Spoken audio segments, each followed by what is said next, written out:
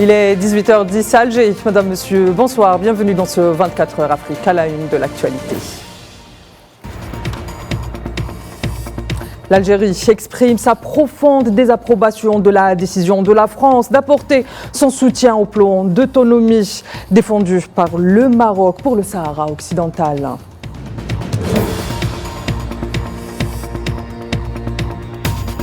Orano, le spécialiste français du combustible nucléaire, risque une cessation de paiement et enregistre une perte de 133 millions d'euros pour le premier trimestre 2024.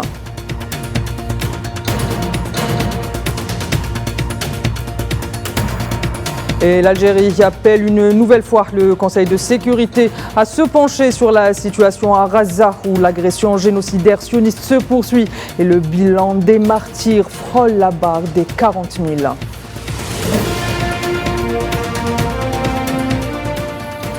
Jeudi, l'Algérie a exprimé par voie d'un communiqué du ministère des Affaires étrangères sa profonde désapprobation de la décision qu'elle a qualifiée d'inattendue, inopportune et contre-productive de la France d'apporter son soutien au plan d'autonomie défendu par le Maroc pour le Sahara occidental, affirmant que le gouvernement algérien tirerait toutes les conséquences qui en découlent de cette décision française et dont le gouvernement français assume seul la pleine et entière responsabilité. Le gouvernement algérien a pris connaissance avec un grand regret et une profonde désapprobation de la décision inattendue, inopportune et contre-productive du gouvernement français, apportant un soutien sans équivoque et sans nuance au plan d'autonomie sur le Sahara occidental dans le cadre de la souveraineté marocaine. Cette décision française n'aide pas à réunir les conditions d'un règlement pacifique de la question du Sahara occidental. Elle conforte une impasse, celle créée précisément par le prétendu plan d'autonomie marocain et qui dure depuis plus de 17 ans. Cette même décision française vient en pervertir et fausser les données en donnant une caution à un fait colonial et en apportant un soutien injustifiable à une souveraineté contestée et contestable du Maroc sur le territoire du Sahara occidental. Cette position française est d'autant plus malvenue qu'elle émane d'un membre permanent du Conseil de sécurité, censé agir en conformité avec les décisions de cet organe d'une manière particulière et avec la légalité internationale d'une manière générale. Le gouvernement algérien retient de la décision française qu'elle ne sert absolument pas l'objectif de la paix au Sahara occidental, qu'elle aide à prolonger une impasse et qu'elle justifie et aide à consolider le fait accompli colonial dans ce territoire. Le gouvernement algérien tirera toutes les conséquences qui découlent de cette décision française et dont le gouvernement français assume seul la pleine et entière responsabilité. Et parlons à présent des exportations hors hydrocarbures de l'Algérie. Alors qu'elles n'atteignaient pas les 2 milliards de dollars en 2020, elles suivent aujourd'hui une trajectoire ascendante atteignant les 7 milliards de dollars avec un taux de croissance annuel de 45% et des perspectives plus que prometteuses à l'horizon 2030. C'est un sujet signé Khebdin Batache. Avec des objectifs revus à la hausse et des perspectives encore plus ambitieuses, l'Algérie a remporté une première bataille en ce qui concerne les exportations hors hydrocarbures. Avec une progression annuelle de 45%, les exportations sont passées de 1,8 milliard de dollars en 2020 à 7 milliards en 2023 avec en prime une réduction de la facture d'importation de l'ordre de 25%, passant de 60 milliards de dollars en 2020 à 45 milliards en 2023. Une dynamique largement saluée par l'ensemble des opérateurs économiques algériens en marge de la deuxième édition du prix du meilleur exportateur, car source d'encouragement pour des milliers de PME algériennes ayant pris à bras-le-corps la question de la diversification de l'économie nationale. Personnellement, au sein de Clinica Group, nous exportons vers la France, l'Allemagne, la Suisse, les États-Unis, l'Angleterre. Tout ça pour vous dire qu'on a un véritable savoir-faire qui est connu et reconnu au niveau international. Vous imaginez bien, si on exporte une étude faite en Algérie et qui est reconnue au niveau international par des autorités de régulation, qu'elles soient françaises, américaines ou anglaises, ceci témoigne vraiment la plus grande qualité du service que nous rendons dans ce domaine qui est de pointe, qui est un domaine de recherche et de développement. Pour répondre à votre question, comment c'est fait? C'est très simple. Comme disent les anglophones, et je suis désolé d'utiliser cette phrase, think out of the box. Le monde n'est pas l'Algérie, n'est pas l'Afrique. Il faut regarder ce qui se passe ailleurs, ne pas être audacieux, pousser les portes, tenter de nouveaux challenges à l'international et puis il suffit d'aligner les astres et puis de travailler dur. Après avoir réalisé des résultats probants au niveau des segments stratégiques, comme les produits industriels en hausse de 55%, les produits agricoles et industries agroalimentaires avec une amélioration de 11%, ou encore les produits agricoles et industries agroalimentaires avec plus 11%, ou encore les produits de la pêche avec plus 66%. L'Algérie regarde désormais vers l'horizon, cap sur les 29 milliards de dollars d'exportation hors hydrocarbures prévus en 2030. Le président de l'Assemblée algérienne, Brahim Bourali, est arrivé vendredi à Tunis, capitale tunisienne, à la tête d'une délégation parlementaire dans le cadre d'une visite officielle à l'invitation de son homologue tunisien Ibrahim Bouderbala, indique un communiqué de l'Assemblée. À son arrivée à l'aéroport international de Carthage à Tunis, Bourali a été accueilli par le président de l'Assemblée tunisienne des représentants du peuple en présence de l'ambassadeur de l'Algérie en Tunisie, Azouz Balel. Je vous le disais en titre, l'entreprise française Orano, spécialisée dans le combustible nucléaire, a fini le premier semestre avec une perte de 133 millions d'euros, après un bénéfice net de 117 millions d'euros au premier trimestre 2023. Selon le directeur financier du groupe, David Claviera, ces résultats sont marqués par un événement non récurrent et assez impactant qui est le contexte politique très dégradé au Niger. Fin de citation. Par ailleurs, les dépréciations concernant le permis d'exploitation du gisement d'Imouraren retiré en juin au groupe par les autorités de la transition du Niger, ainsi que les actifs de la filiale Somaïr en grande difficulté.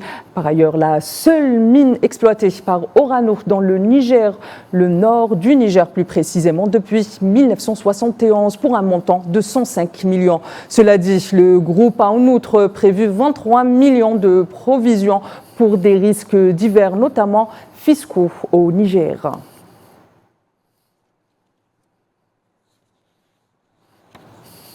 La juge sud-africaine Mondesa Maya a été nommée jeudi présidente de la Cour constitutionnelle par le président sud-africain Cyril Ramaphosa, devenant ainsi la première femme à occuper ce poste dans le pays. Mondesa Maya, 60 ans, succède ainsi à Raymond Zondo, dont le mandat à la tête de la haute juridiction du pays a expiré en fin août.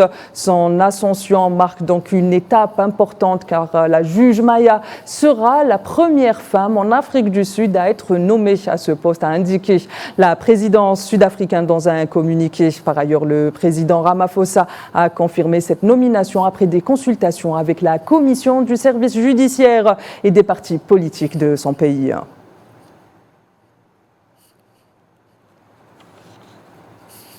Et puis la situation dans la bande de Gaza figurait au menu d'une réunion du Conseil de sécurité des Nations Unies ce vendredi à la demande de l'Algérie, de la Russie et de la Chine. Une réunion lors de laquelle le représentant permanent de l'Algérie auprès des Nations Unies, Ammar Benjamer, a alerté sur le drame humanitaire vécu par les Palestiniens dans la bande de Gaza tout en appelant à y mettre fin. La Russie, la Chine et mon propre pays, l'Algérie, ont convoqué la présente séance afin de mettre en lumière la nécessité impérieuse d'unir nos efforts, de coordonner notre riposte face à la crise humanitaire qui sévit à Gaza. La présente séance est une lueur d'espoir. Espoir de mettre de côté nos divergences et de nous unir. Mais l'espoir seul ne suffit pas. La population gazaoui a besoin de plus que simplement notre compassion. La population de Gaza a besoin que nous agissions de façon résolue. À Gaza, des enfants pleurent car ils ont faim. Les hôpitaux sont inondés de blessés, de morts. Les familles se hâtent dans les décombres de ce qui était jadis leur maison. Mais cette tragédie n'est pas une tragédie éloignée, c'est une catastrophe qui se déroule devant nos yeux, en temps réel, défiant l'essence même de notre humanité. Et nous ne pouvons pas détourner les yeux. Nous ne pouvons pas garder le silence et nous devons à tout prix agir. En effet, l'histoire nous jugera et les voix de la population gazaouie qui souffre résonnent en cette salle. Nous posons une question très simple. Si le Conseil de sécurité n'agit pas, qui le fera? Si le Conseil de sécurité n'agit pas maintenant, quand le fera-t-il? Et de son côté, le vice-représentant permanent de l'Algérie aux Nations Unies, Nassim Gawawi, a mis en garde contre les risques d'une escalade au Yémen. C'est lors d'une réunion du Conseil de sécurité sur les menaces contre la paix et la sécurité au Moyen-Orient. On l'écoute. Madame De Carlo, dans l'ensemble de l'Algérie dit sa vive préoccupation concernant les opérations militaires en cours d'Israël et ses frappes aériennes ciblant différents sites du gouvernorat d'Odéda. Chaque jour, nous comptons plus de victimes parmi les civils, les enfants, les femmes. Le prix des souffrances humaines est aggravé par les destructions d'infrastructures essentielles. Le recours à la force ne fait que compliquer la situation et risque de saper les efforts de l'envoyé spécial pour le Yémen pour lancer le processus politique. Nous exhortons toutes les parties à faire montre de retenue à cet instant critique pour éviter toute autre escalade des tensions. La situation exige une attention immédiate, une action au plus tôt pour traiter des causes profondes du conflit dans la région. Et l'Algérie qui mise sur une grande participation et beaucoup de médailles lors des Jeux Olympiques de Paris tient aussi à faire de sa présence à Paris une occasion pour faire entendre la voix de l'Afrique et de la Palestine. C'est ce qui ressort de la journée de l'Algérie à la Station Afrique à l'occasion des Jeux Olympiques de Paris. Un événement haut en couleur qui a vu la participation du ministre de la Jeunesse et des Sports algérien Abderrahmane Hamad et de l'ambassadeur d'Algérie en France, Saïd Moussi, et de Madame l'ambassadrice de Palestine en France, Hala Abou Hassira, ainsi que de sa délégation comme invitée d'honneur. Vous avez évoqué des valeurs algériennes, mais je dirais encore plus, ce sont les valeurs de l'Afrique, ce sont les valeurs de notre continent, qui n'a que trop souffert, mais qui aujourd'hui, grâce à sa jeunesse, est en train de rattraper un retard qui lui avait été infligé. J'aimerais vous souhaiter le meilleur pour la suite, pour le succès de cette station. L'Algérie est mise à l'honneur aujourd'hui. Permettez-moi de saluer tout particulièrement mes compatriotes ici. L'Antekom Saha. Merci beaucoup, Monsieur le Ministre, chers frères, Monsieur l'Ambassadeur, chers Hakim, chers frères et sœurs.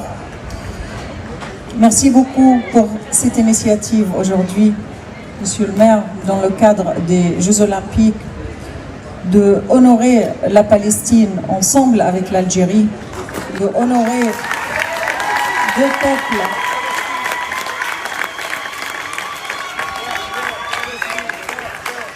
Deux peuples frères qui partagent la même histoire, qui partagent le même combat et qui partagent le même destin. Aujourd'hui, dans cette période olympique, on cherche une vraie trêve, un vrai cessez-le-feu en Palestine, à Gaza qui souffre énormément.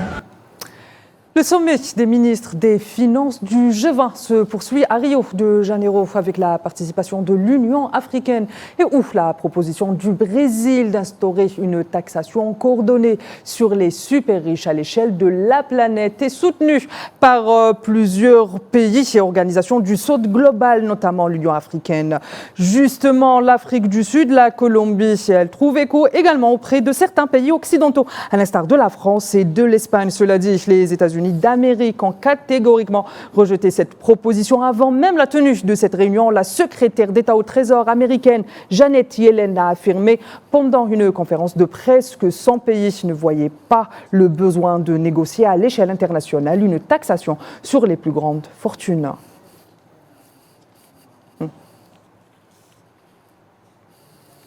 Mesdames, Messieurs, c'est ainsi que s'achève ce 24 heures Afrique. Retrouvez Abdelkader Idrieff pour le 19 Info. Excellente suite des programmes sur 24 News.